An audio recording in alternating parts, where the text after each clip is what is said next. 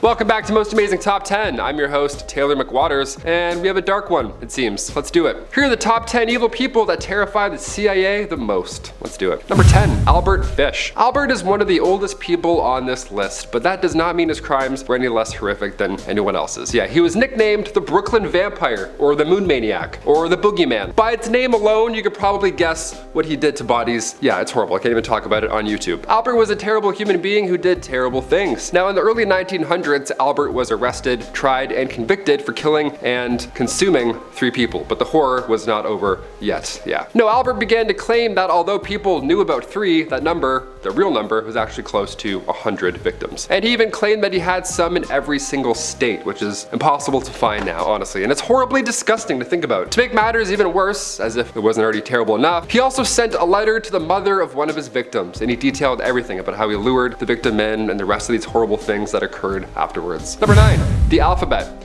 Yet to be identified. Guess I'm not sleeping tonight. Yeah, we're talking cold cases in this list. We're talking unsolved crimes right now, and we're talking about one of the worst. The alphabet killings are a series of unsolved crimes named because of how each victim had first initials that matched their last. So like their first and last name started with the same letter, that type of thing. Details on how the lives were taken and where the remains were placed afterwards, it just connected, right? They were all taken in a similar area around the same time. There are theories and suspects as to who could have committed these horrific crimes, but as of right now, no one knows for sure. These crimes were committed between 1971 and 1973 in Rochester, New York, and because of the timing, it's possible that whoever committed these crimes could still be alive, and perhaps they're not. Who knows? Number 8, Pedro Lopez. Pedro Lopez had a very difficult life growing up. He committed a plethora of horrifying crimes throughout South America during the 1970s. And by the time the 80s rolled around, as he made a mistake during one of his awful crimes, this led to his arrest. Now, once in police custody, he spilled everything on basically his entire life and confessed to an insane amount of crimes. Like, we're talking 240 killings on top of the 110 that they already suspected him of. Police were a little skeptical of just how many crimes he said he committed, but Pedro was able to lead them to a mass grave where they recovered a total of 53 people's remains. So,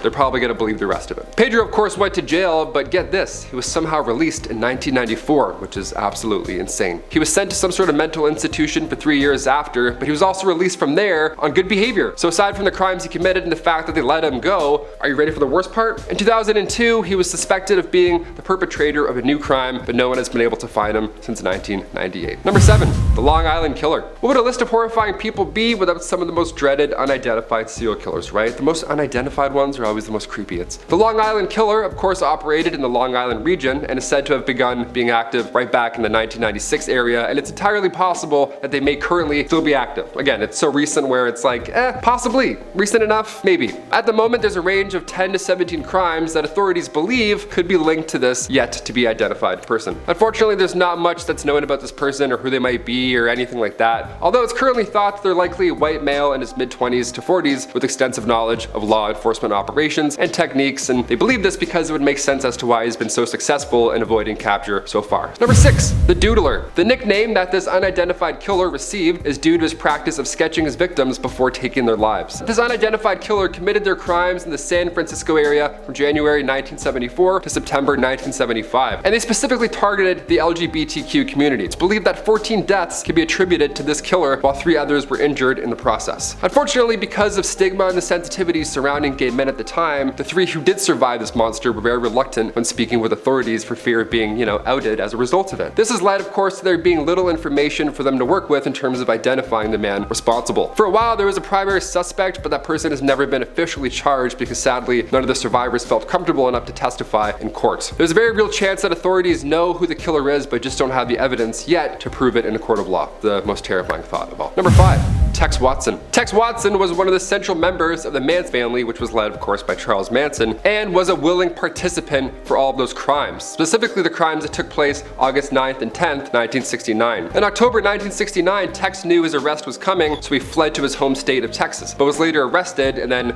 sent back to California, of course. Now, once he was in California, he refused to talk or eat and ended up losing 55 pounds, which got him sent to get tested to see if he was fit to stand trial, which at that time he was. In 1971, 1991, he was convicted on 7 counts of first-degree murder and 1 count of conspiracy to commit. He originally received a death sentence, but it ended up being a commuted to life in prison sentence. While in prison, apparently this guy's been living the life, it seems, because not only has he been able to release a book while inside, but he also got married, and through visits, he fathered 4 children with her. Number 4, Richard Ramirez. Richard, who is also known as the Night Stalker, was a serial killer who terrorized the streets of LA back in the 80s. He was known for invading homes, which left him initially being dubbed as the walk-in killer, but he had another signature that was, of course, concerning to many people. This was during the height of the satanic panic, so yeah, buckle up. Richard was known for leaving behind different satanic messages at the scene of all of his crimes. Because of his satanic signature, after he left his first pentagram at the scene of a crime, authorities became worried that he was a Charles Manson copycat. But instead, he was just his own, one-of-a-kind monster. It is said that he would leave more pentagrams behind while also telling his victims to swear to Satan instead of swearing to God. During his court appearances, he would hold up a pentagram, and after pleading not guilty, he said, "Hail Satan." Number 3, Charles Cullen. He used to be a nurse, and he took the lives of his patients throughout his career, and he may be one of the worst serial killers ever recorded. He confessed to taking the lives of 40 people, but through following interviews, it became apparent that the number was way higher than 40. Yeah, he just couldn't remember the names of them all. Yeah, just that many he couldn't remember. But he of course could remember the details of his crimes against them. His crimes started in 1988 and spanned over a decade into 2003. In October 2003, when a patient passed away from low blood sugar, the authorities were called. This person was Charles' final victim, and authorities began looking into him and investigating his past employment history. On December 12, 2003, authorities were arresting him and charging him with only 1 count of his crimes, but he ended up admitting to 40. He ended up pleading guilty to his crimes and arranged a plea deal where authorities would not seek the death penalty if he cooperated. During one of his court proceedings, he continually asked the judge to step down, and apparently he repeatedly chanted, "Your Honor, you need to step down." He repeatedly chanted that over and over 25 minutes straight. Even after he was restrained and gagged for his outbursts, he kept going. It's thought that his victims might be up in the 400 range, which is truly just unbelievable and so tragic. But Charles was sentenced to 8 consecutive life sentences and will be eligible for parole in